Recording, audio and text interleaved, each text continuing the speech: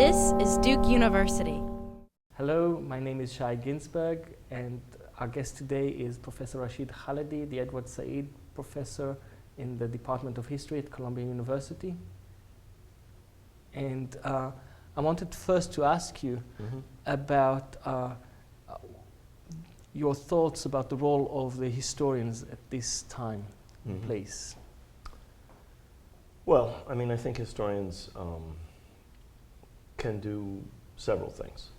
One thing that they can do is to try and increase, the store of knowledge generally, and publish and speak to their colleagues and to their graduate students and so forth. I think that they have another role, which is to also try and educate a broader public, which means undergraduates, but also the general public. And so I try and do both things. I mean, I've written a number of narrow monographs, which are essentially only a scholar could love, sort of thing. Books that focus very narrowly on something and that are intended essentially for my colleagues and my graduate students and other people who are very interested in Middle Eastern history. But I also write books for a more general audience, and I also try and speak to general audiences. I mean, I give academic talks that are, essentially meant for academic audiences, but I also try and give general talks. And I think that a historian should be able to do both and can play a role with both. Does the Middle East present particular difficulties for the historian, especially when he talks to a wider audience? The Middle East is full of minefields, literal and figurative. It's a dangerous place, and it can be a dangerous place to talk about or write about. And that's not just Arab-Israeli issues. That can be Armenian-Turkish issues. That can be Arab-Kurdish or Turkish-Kurdish issues. That can be historical issues that would seem to be long dead, but which in fact are very alive for many people. So the Middle East involves a great deal of sensitivities. It's a little bit like the Balkans in that respect and some other regions. But it is sort of our responsibility to try and illuminate as much as we can some of these complicated issues, some of which are not quite as complicated as they're made out to be. And that's a role that a good historian can make. I always try and make comparisons to things that students or an ordinary audience would understand, so that they can see that this is not quite so exotic and quite so impossible to understand as it's often made out to appear. What is your general approach as a historian to history in general and to the study of the Middle East in particular? Well, the first thing that I argue very, very, very forcefully, and I'm building on the work of a lot of historiography, is that history entirely changes with the perspective from which it's seen. Nobody would have written the history of the Middle East, the role of religion, for example, in the Middle East, in 1970, the way people write it today in 2015. Religion was not important for 100 years before 1970. It appeared. That is to say, no historian that I know of paid an enormous amount of attention to the role of Islam, political Islam, up through the end of the 70s, in fact.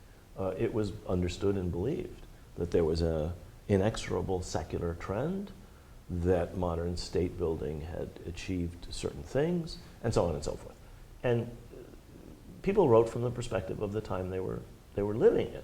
Nobody would write the history of the past 200 years in that way today, in light of changes in the last 20 or 30 or 40 years. So that's the first thing I would argue. Every generation has its own disease. Every generation has its own history of a previous period, because where we stand in some measure determines what we see. The second thing is about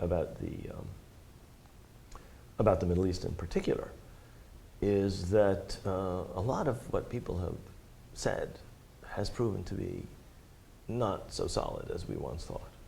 And so you have to be pretty careful with rendering judgments. I'm always very, very careful about trying to answer questions about where is this going to go. I have no idea where it's going to go. I've been wrong so many times. Sometimes I'm right. I mean, I wrote a book in 2003 or 2004 called Resurrecting Empire, at the very beginning of the American occupation of Iraq, and a couple of years after the Afghan war started. in which I pretty much laid out what I thought was going to happen, which proved to be, unfortunately, all too true.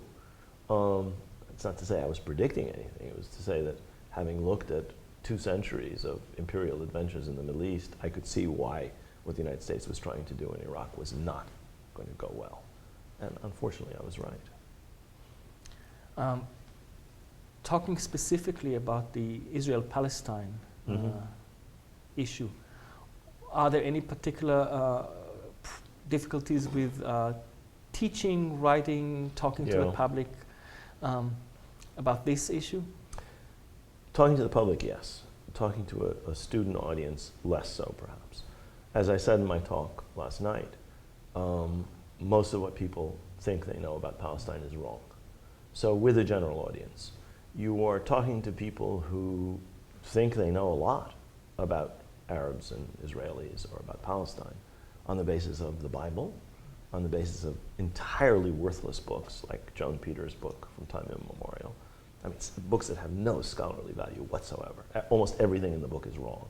And millions of people have read it. It's a huge bestseller. Or on the basis of the movie Exodus, or the book. In other words, sources that are thoroughly unreliable for understanding the 20th century and 21st century. So you start off with a lot of misinformation.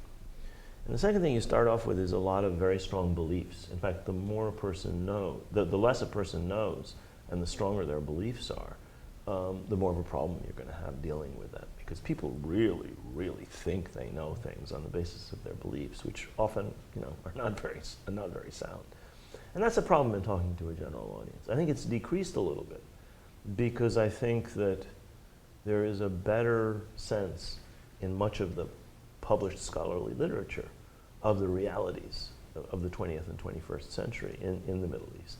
And an educated public is getting a better sense of things, no matter where they stand politically. But with a general audience, because of the general level of ignorance of the world that you'll often find in this country, it's often an uphill struggle. You write 2 kinds of books on the Middle East. One that explores history from within,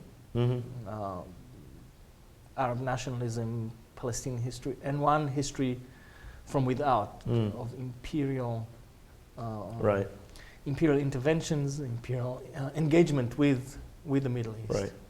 Right. How do these 2 stories, how are they related?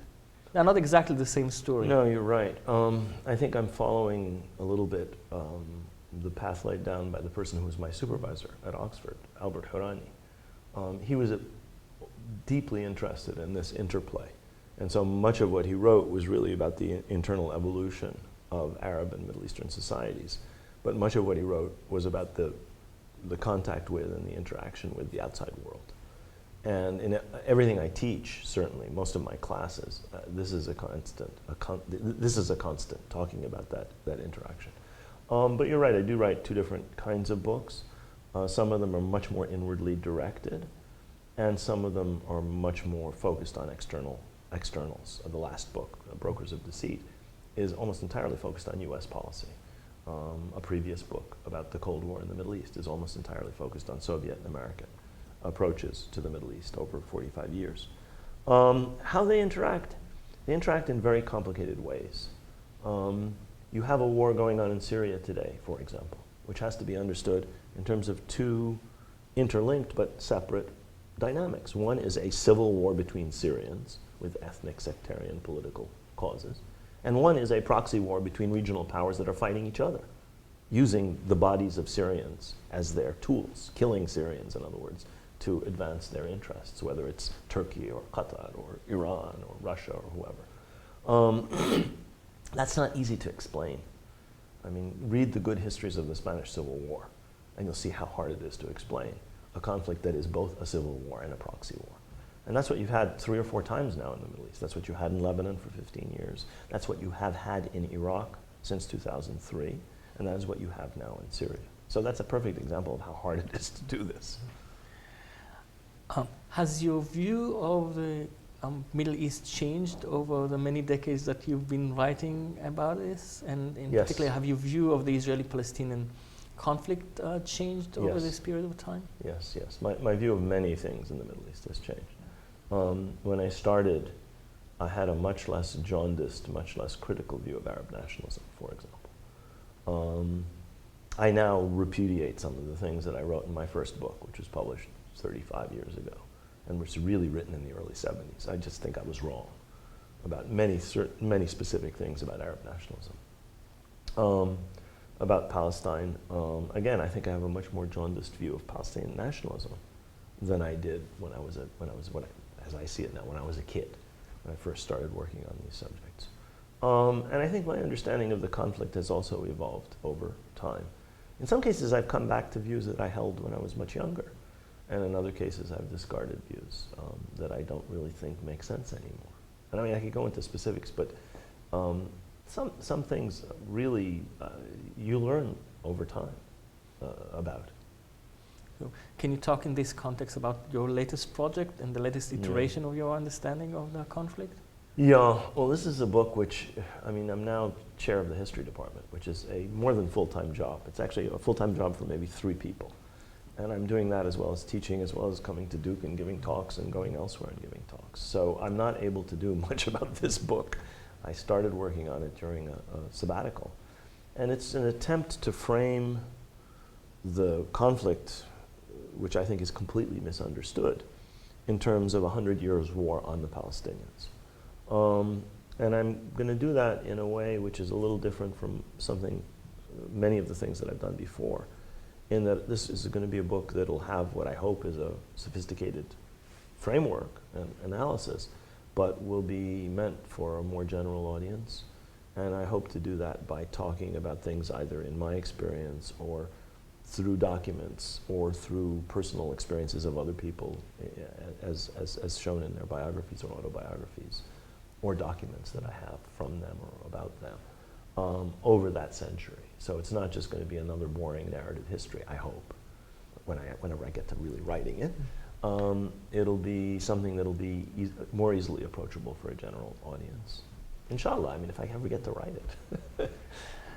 One thing I noticed about your use of the frame that it actually challenges the normal understanding of the Israeli-Palestinian conflict, which usually traces its beginning to Jewish immigration to Palestine during the 1880s. Yes. Is there a reason why you start with the British rather than with changes in the Ottoman Empire in the late 19th century?